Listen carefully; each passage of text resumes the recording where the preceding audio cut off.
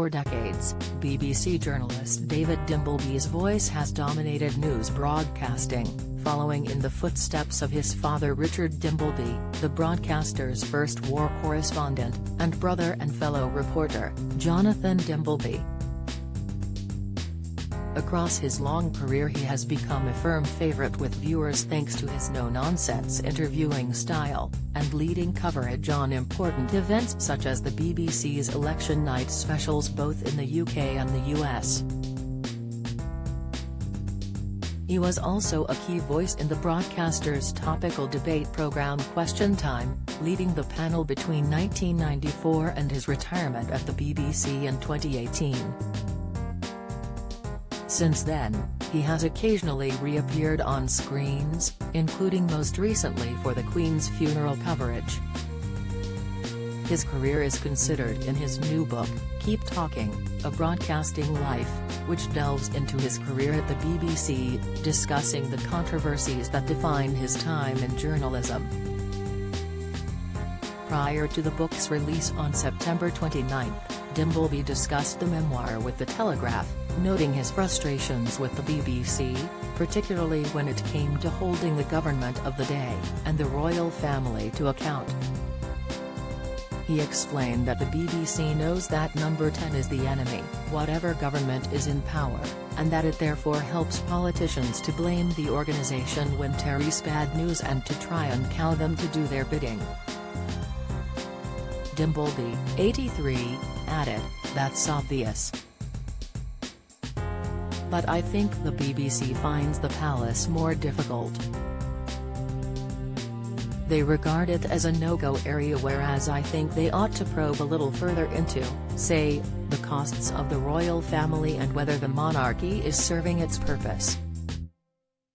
Young people are tending to think we should become a republic.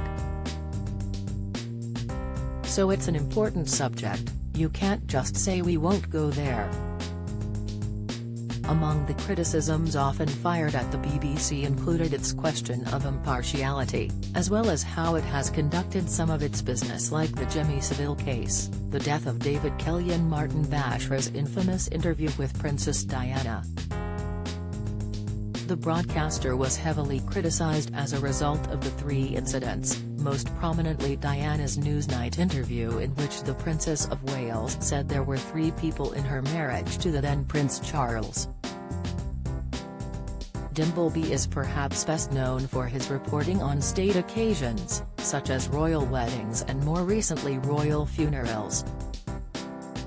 He returned to that role earlier this month while helping reporting duties on the day of the Queen's funeral, a reliable, familiar voice for millions of viewers across the globe. Diana's funeral was another occasion in which Dimbleby played a leading role, though he remembered the ridiculous planning meetings held at the BBC, with questions asked about what tone the broadcaster should use. The Surrey-born journalist said, "Some people thought the reaction to Diana's death was mawkish, but I was terribly moved by it." For the state funeral of the Queen, who sadly passed away on September 8 this year, Dimbleby admitted to not attending any planning meetings, instead using his experience from previous state occasions to see him through. He added, "I did the Jubilee in St. Paul's Cathedral. And I love doing the cenotaph, because you know that a lot of people are listening and they'll mind if you don't get it right. And then I walk back here and people stop me in the street and say, 'I just listened to your cenotaph broadcast,' and you think, oh, I'm not just going out into the void." Another moment in his career that will no doubt stay with the veteran broadcaster was his role in covering the historic Brexit referendum of 2016, which saw Leave prevail over Remain in a fierce contest. He was among the first voices to call the referendum, announcing that the UK had voted to quit the European Union on the morning of June 24, in the process becoming the first nation to leave.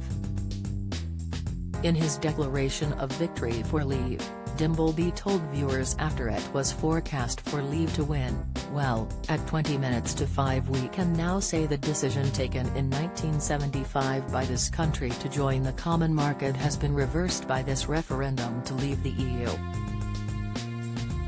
We are absolutely clear now that there is no way that the Remain side can win. It looks as if the gap is going to be something like 52 to 48.